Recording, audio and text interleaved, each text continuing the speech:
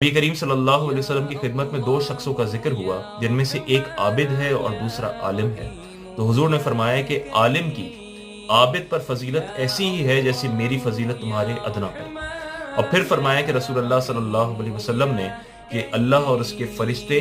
और आसमान और ज़मीन वाले हत्ता कि चूंटियां अपने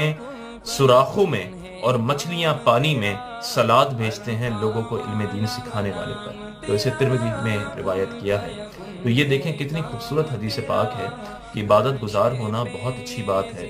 लेकिन अगर आप आलिम दीन हैं और बाअमल आलिम दीन हैं, यानी आप खुद भी फ़राइज़ वाजिबात सुन्नत मुअक्कदा की पाबंदी करते हैं, हराम मकरूह तहरीमी असाआत से बचते हैं, अब इसके बाद आप अपना बाकी वक्त इल्म दीन फैलाने में, लोगों को इल्म सिखाने में सर्फ करते हैं, तो देखें नबी करीम सल्लल्लाहु अलैहि वसल्लम ने फरमाया कि एक आलिम को आबिद पर ऐसी फजीलत है जैसे मुझे तुम्हारे अदना पर। तो